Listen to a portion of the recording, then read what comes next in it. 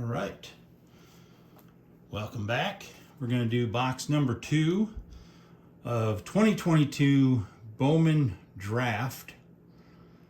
Opened one yesterday, and I would say it was a solid C. So not great. Most of the breaks I've seen, that's been the general consensus. We're looking for Colson Montgomery. I think we got a Max Muncy and a Jason Dominguez and Nelly De La Cruz, Jackson Jobe. I don't think we got a Luis Angel Acuna in the first box. We did get a Jackson Holiday, a Brooks Lee. Don't think we got a Zach Neto or a Gavin Cross. Not sure about a Jacob Melton or a Spencer Jones. I know we did get a Dalton Rushing. So I'd say we probably got half the stuff we were looking for. But just nothing. I mean, you get some Ray Wave parallels, and that's pretty much it. It's like they're saying, take your 4 Ray Wave parallels and be happy about it. Didn't get any memorabilia cards, no autographs. I think we got one numbered card. I think it was a green paper numbered card. So yeah, it's been rough with the 22 Bowman Draft. You get 10 packs of cards, 16 cards per pack, so you do get a decent amount of packs, but yeah, not something to write home about just yet.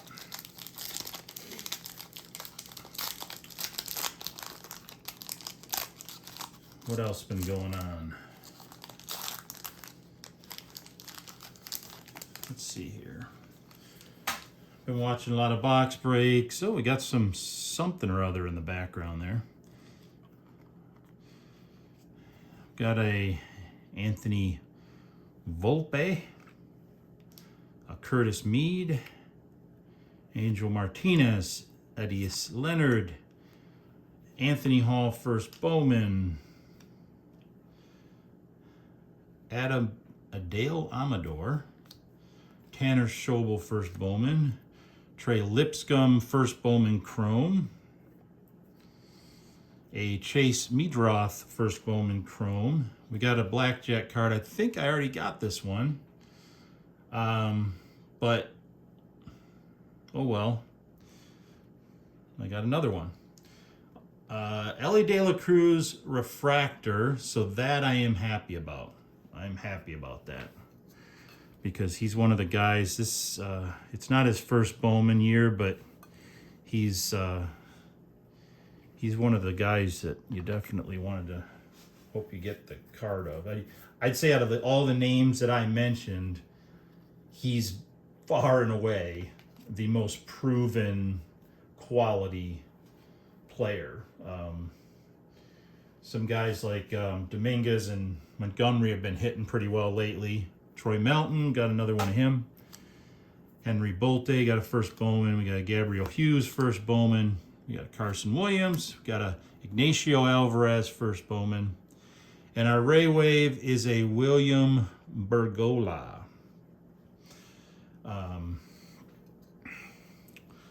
I figured out a cool drinking game for when you open a box of Bowman Draft is to take a shot every time you open a player whose last name is either like Williams or Gonzalez. Like just pick 2 names, Contreras, and you gotta do a shot. Unless you're underage, then don't do that. I don't want to contribute to the delinquency of minors on this channel.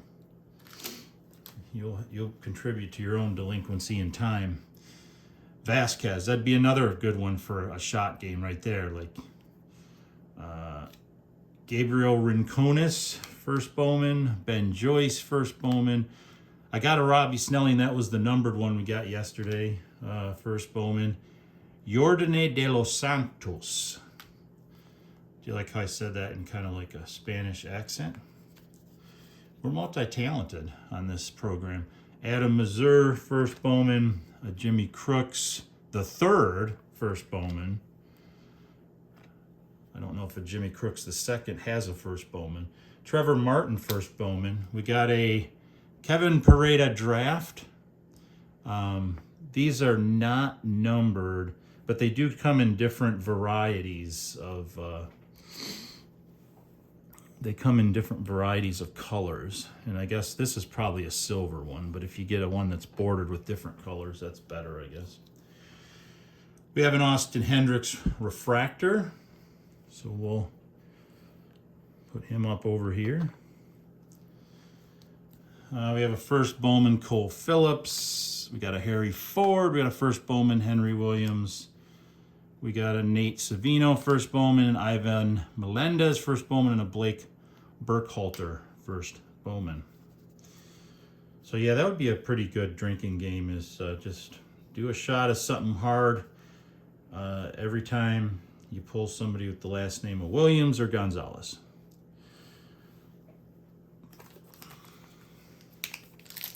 Been thinking about the card collecting industry. There's been some videos I was watching.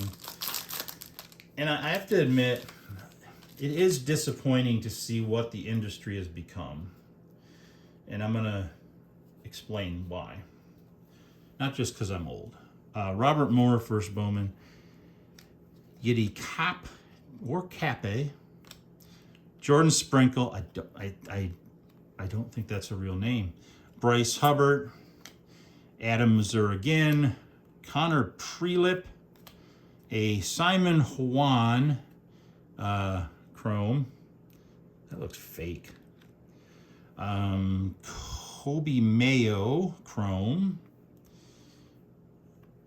A first Bowman of Cutter Coffee chrome. A Luis Meza chrome. Here's a refractor of Trace Gonzalez. So we'll put him over here with some of the folks. That's a first Bowman. Why are these upside down? We have a Jonathan Cannon, first Bowman. That's a quality name. That's better than Sprinkle. Owen Murphy, first Bowman. Brandon Barreria, first Bowman. Christian Vaquero. Cade Horton, first Bowman. And we have a Bent Ray Wave of Jordan Lawler. But what disappoints me about the card industry and what it's become is, you know, back in the day, and I would say this was all the way up to about 1988, 89. That's really when everything changed. But you collected based on primarily how good the player was. So the better the player, the more valuable the card. That was pretty much how the game worked. And the way the game is now, how good a player is doesn't matter as much anymore. It does still matter, but not as much. Eric Hernandez, Brenner Cox, first Bowman.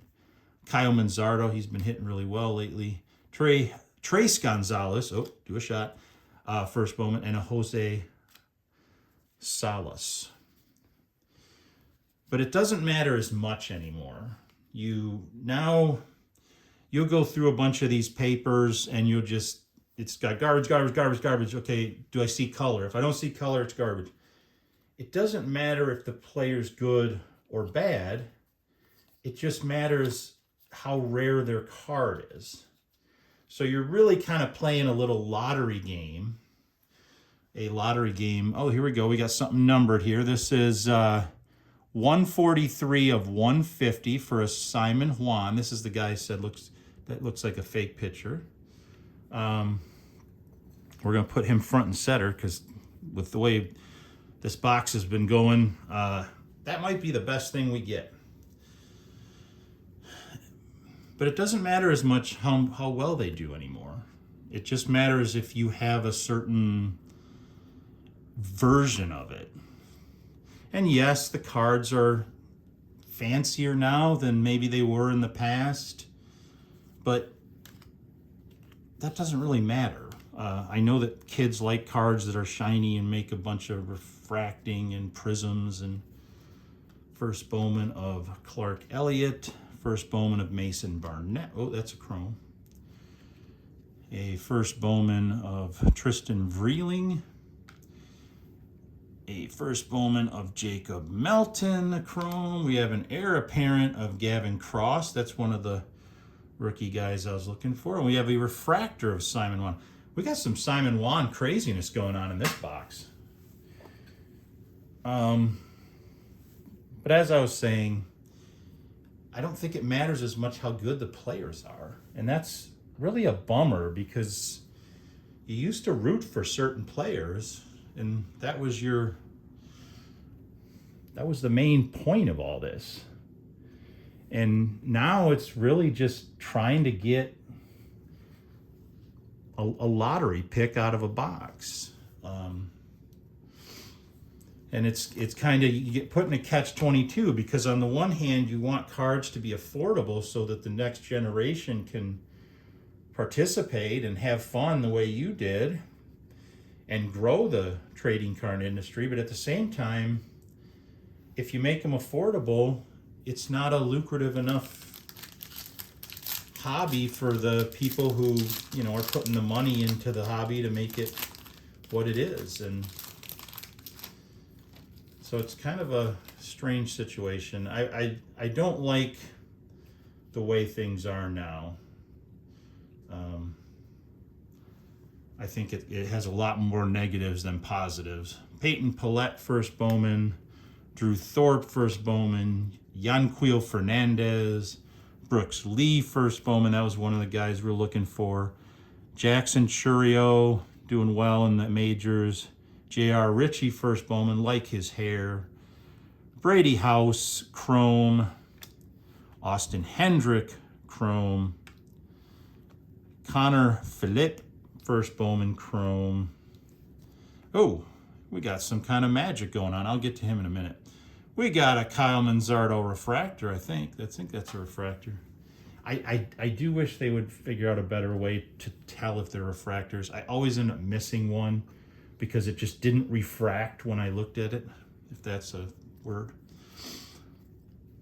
Let's get through here. We got Jordan Lawler. We got a Christopher Paschiola, first Bowman. We got another Ellie De La Cruz. Can't get enough Ellie De La Cruz. This box, if you're targeting anybody, a 2022 draft box in the year 2025, there is no argument that can be made against Ellie De La Cruz being the best hit from that era. I know that people are still big on Jackson Holiday, Jonathan Clase, Hendry Mendez. We got a Ray Wave of Matt McLean. And we got whatever this is. It looks like a teal green blotchy thing of Denzer Guzman. It is numbered 186 of 199. So that's cool. We got two numbered cards. If we could get one more, I might bump this box up into the Bs. I think right now it's probably sitting right around a C+, because we are getting a lot of good rookies like Ellie De La Cruz. One of them was a refractor, and we got a couple numbered cards. You got to really set your expectations a little bit low on this box based on what I've seen pulled. I don't know if I've seen one autograph pulled yet out of a 2022 draft. Not one. I don't think I've seen a relic pulled. I think the best thing I've seen is like an of 25 card. Roderick Arias, Nick Biddison, first Bowman, Shaylin Polanco, Ezekiel Tovar, Joe Lampe, first Bowman, Zach Veen, Junkenzie Noel, chrome, Hayden Dunhurst, first Bowman. We have a draft of Brandon Barreria. I might already have that one. We have a Mason Barnett Gavin Cross Blackjack. I think I might have that one. We have a Cutter Coffee First Bowman Refractor. We have a Matt McLean. We have a Zach Nito First Bowman. That's another one that we're looking for. Steven Zobak First Bowman, a Luis Meza, and another Kobe Mayo. So if you want, write in the comments, and what do you think the trading card hobby the way it is now is better than it used to be, and what would you like to see different? And I imagine not everybody's going to agree with me. I think some people like this excitement of pulling some kind of crazy thing out of the box, and this is going to be my big ticket. And but I think that's only because as a kid, your investment opportunities are somewhat limited. You can't be invested in the stock market or placing bets on sporting games or anything like that. You're not old enough. So this is really your only way. I mean, you can't buy lottery tickets or anything like that. So this is your only way to make a quick buck. And unfortunately, with the internet the way it is, kids see people pulling crazy stuff because that's what those people want to put online. I mean, not everybody's like me where they just continue to put video after video of them pulling garbage. Most guys, and some of the guys have like deals with the card companies and they get boxes. I don't know if they get something special, but there's been talk that maybe that's going on where they get loaded boxes just to sort of promote the product. Jet Williams First Bowman, Colton Cowser, Chase DeLauder First Bowman, Elijah Green First Bowman. He was the guy they were chasing. I don't think he's doing so hot. Nick York, Jackson Holiday First Bowman. There we go. We got another Jackson Holiday. Drew Baker Chrome, Ben Joyce First Bowman Chrome, Averseen Arteaga Chrome, and we got a sky blue. These are not numbered, but it's a sky blue refractor. We got a Henry Mendez that is a refractor. We got an Arrow Vera, Thomas Harrington First Bowman, Hayden Dunhurst First Bowman, Carlson Palmquist First Bowman, Brady House, and a Dylan Beavers First Bowman Ray Wave. I think I ran out of. Jeez. I mean, it's hard not to give a box at least to see when you run out of stands. Obviously, I'm getting something that's stand worthy.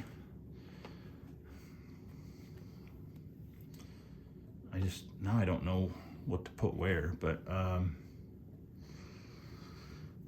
guess we'll put him back there and probably knock everything over. And I still got 3 packs to go. That's the thing. So yeah, I'm right now I'm sitting at a C+ for this box, which is a little bit better than the last one. But I think we could bump into the B- area if we could get something, it's a nice hit.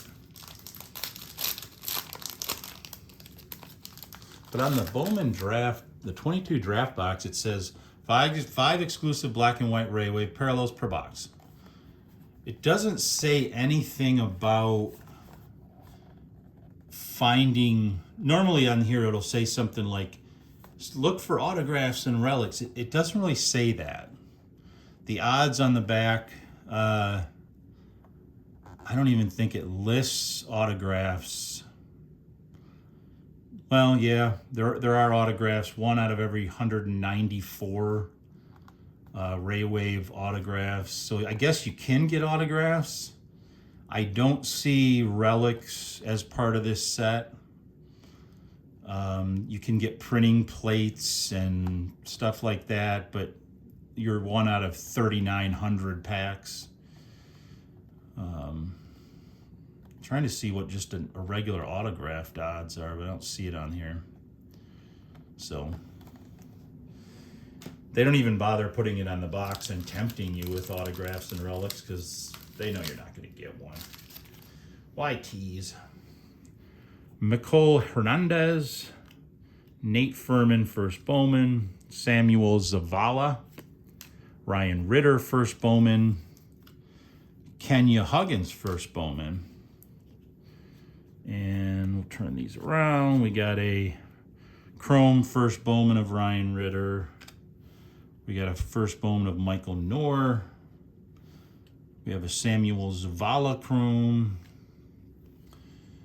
This is called an Invicta, a University Invicta of Cole Young.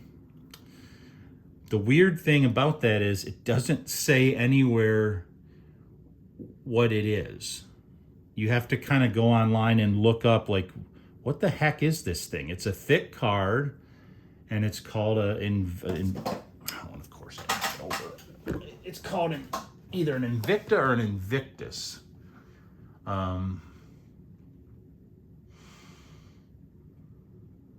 A Bowman Invicta.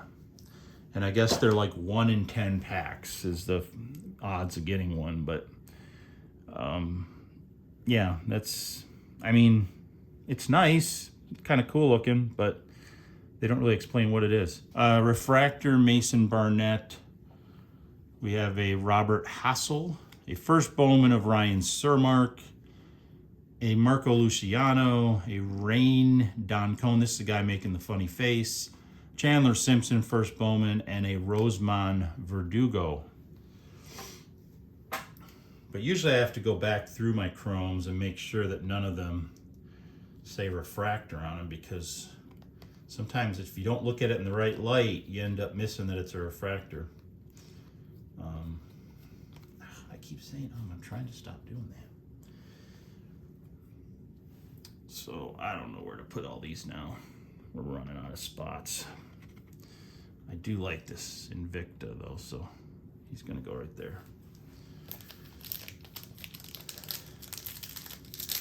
And supposedly, once you get valuable things in these packs, what do people try to do? Well, they try to cheat.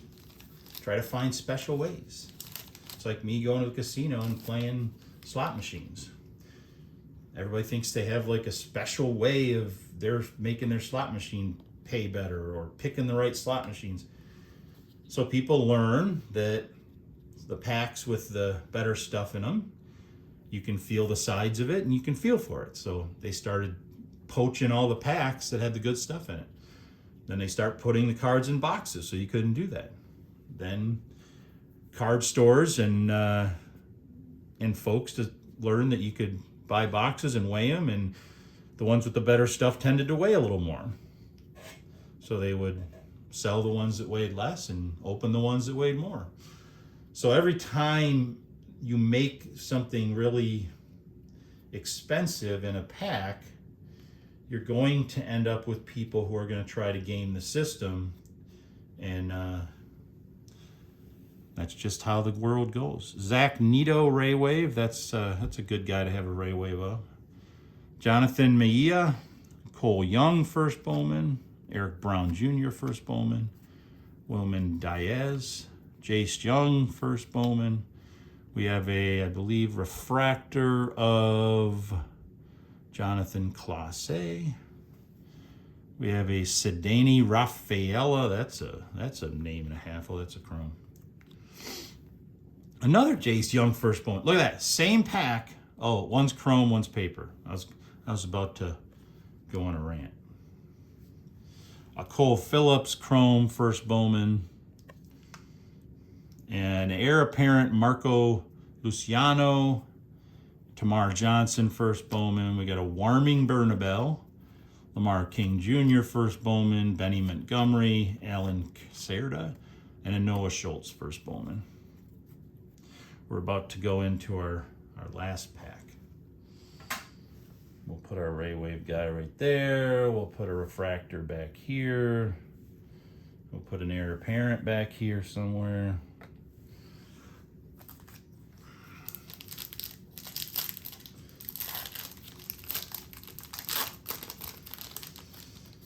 And there was a video I was watching today. I think I'd already seen it once before, where they were talking about how like older cards just aren't going to be valuable later. So all those cards that you collected back in the day just aren't going to be valuable anymore.